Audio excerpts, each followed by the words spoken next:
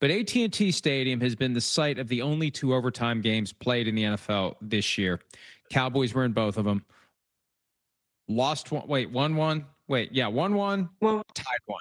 They beat the Giants, tied the Packers. Both used the full 10 minutes. Now that we've got the supposedly guaranteed 2 possessions with the asterisk of the team that receives the opening kickoff can take the full 10 minutes and score a walk-off field goal or touchdown, and the other team is SOL.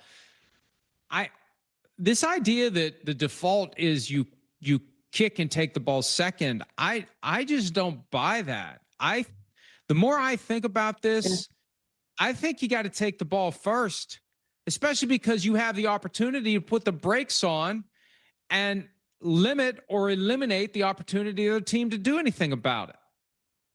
Well, and I tried to ask Matt LaFleur that exact question. I don't think he realized what happened in the Cowboys-Giants game, because I said it backfired on the Giants kicking off because Cowboys ended up getting 3 possessions. The Giants ended up getting 2 possessions. Cowboys scored on that 3rd possession. I don't think he understood that. He was very curt and said, well, I'm not telling you my strategy. But I think most of their strategy is always to kick off, and they think it's only going to go 2 possessions. And Mike, I think the Packers was so worried about Brandon Aubrey kicking a 70-yard field goal. I think they wasted so much time because they're worried about Aubrey. They're worried about leaving time on the clock because with the new kickoff rules, you have to worry that they're going to return it. They're going to start 30, 35, 40. They only need 10 yards, 15 yards, and boom, they're in Aubrey's range to kick a game-winning field goal. I think they really had that in their minds, that we've got to run this clock down in case we have to kick a field goal, that we get a tie instead of a loss. But I'm with you. You have to rethink this thing. If it's 2 possessions, yeah, it works out in your favor. But if this goes more than 2 possessions, then that team that received the ball has a chance to win it with the field goal on that 3rd possession. So I'm not sure that's the right strategy. Well, and the other reality is that even if you get that 2nd possession, you might get the ball with 3 minutes left. Yeah. And it changes everything. Yeah, you know what you need, and you're going to go for it on 4th down, as the Packers ultimately did when they were facing 4th and 6 inside their own 30. But regardless, I just think it all needs to be reconsidered. And if we go back to Super Bowl 58, there have been 3 of these games now with guaranteed possession in theory, especially in the regular season, overtime. And the team that won the toss hasn't won any of them because they made the wrong decision ultimately every time. The 49ers took the ball, they lost. The Giants kicked, right? And they lost. Right. Is that right?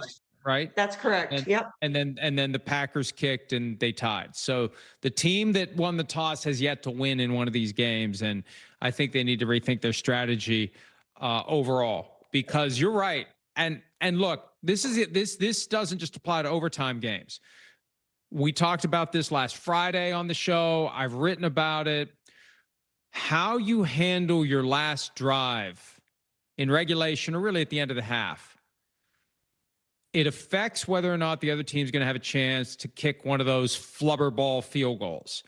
And Charean remembers flubber. There aren't many of us that remember flubber, but I remember flubber gas very well in the football. But you can't worry. At a certain point, you can't worry about it because, you mentioned the Packers. If they just score a touchdown, the game's over.